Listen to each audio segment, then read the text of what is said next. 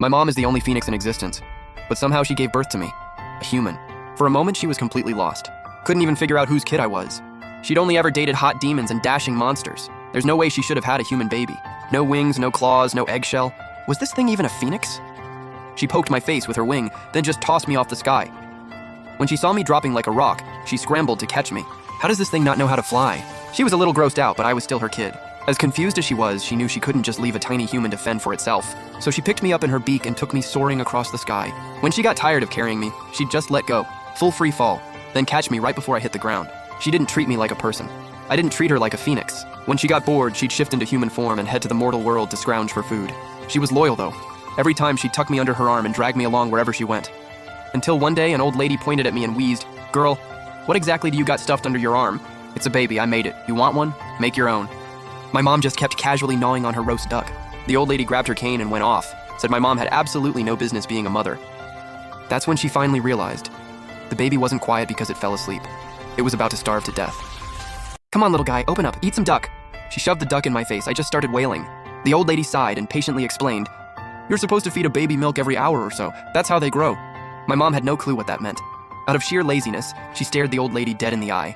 "You got milk? Load my kid up. Stuff him till he's full. Like how I eat one big meal and don't need to eat again for 100 years. The old lady looked at her for a long moment, then raised her cane.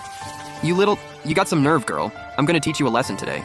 My mom got chased for 2 whole miles. Even she had to admit she was getting a little scared. Before me, my mom's phoenix life was basically eat, sleep, and flirt with hot guys. After me, there was one more thing on the list: hunting for milk. In my mom's eyes, all beings are equal. Nothing is above or below anything else. So when it came to finding milk for me, she had zero preference for human milk specifically. "Hey, give my kid some milk." Being a phoenix, not many beings in the 3 realms dared to say no to her. And just like that, my mom hauled me around the 3 realms, eating her way through everything for years. She never stressed. Good times? Enjoy it. No good times? Take it. Before long, I went from a helpless little milk gremlin to a tiny monster who could snatch food right out of a phoenix's mouth. "Kid, listen to mama. You're young, you don't need that much. Leave some for me. I'm only a few tens of thousands of years old, I'm still growing."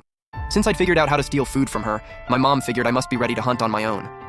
She shifted into her true form, told me to grab her tail feathers, and dove straight into the ocean. "Baby mama's taking you for seafood."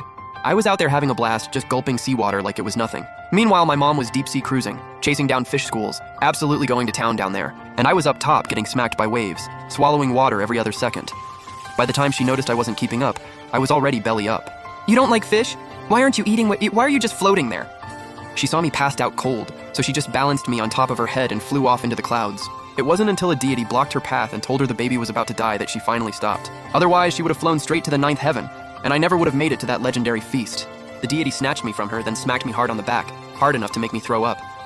My mom saw it and thought he was hitting me, so she yanked me back into her arms. "Why are you hitting my kid? You want to hit someone, go make your own." My mom was furious and ready to throw hands, but the deity revealed his true divine form, and she got a little shaken. "The immortal realm is dangerous, and when you can't win, you run, but don't think this is over." She tucked me under her arm and bolted, and I mean she was gone, fastest thing I'd ever seen. The deity just shook his head and sighed. "This kid made it this far, must have one heck of a destiny." My mom fled with me to some mountain and casually dropped me on the ground. "Ugh, it's not my fault I couldn't take him. That annoying deity is just way too strong." My mom kept going, getting more and more heated, and started straight up roasting the deity. I'd just come to and stood up to join in, when out of nowhere a white cloud came blasting through and sent me flying. By the time I dragged myself back up and steadied myself, my mom was already standing there, hands on hips, screaming. "Who drives their cloud like that? You hit someone and you're just gonna leave?" Not a single response. My mom, furious, shifted forms and took off after them, gone in a blink. And just like that, on that empty mountain, I was the only one left. This tiny little thing getting tossed around in the wind. I let out a helpless sigh. Not the first time I'd been forgotten. I just hoped she'd remember me sooner this time. But the sun rose and set, over and still no sign of her. Instead, the deity from before floated down on his cloud and looked at me with genuine curiosity. Well, little thing's still alive. I was just sitting there on the ground, dazed, staring at him, terrified he was about to smack me again. I tried to beg for mercy a few times, but I had no energy left. Couldn't get a single word out. He picked up my wrist and gave it a few squeezes. Impressive. Phoenixes don't exactly have a reputation for raising their young. That you're still alive after following her around, not starving to death, is a miracle on its own. He flipped his hand, and a peach appeared in his palm. He held it out to me, and I used every last bit of strength I had to grab it and eat. That peach had something special. Not only was it delicious and filling, it hit me with a full burst of energy instantly. Once I was full, I came alive, giving him a full dramatic play-by-play of how the deity crashed into me and how my mom chased them down. "Hit you and ran, huh? Yeah, that's pretty messed up." I nodded miserably, clenched my fists, and looked up at the deity. Your mom's not back. What's your plan? Garlic, no thanks.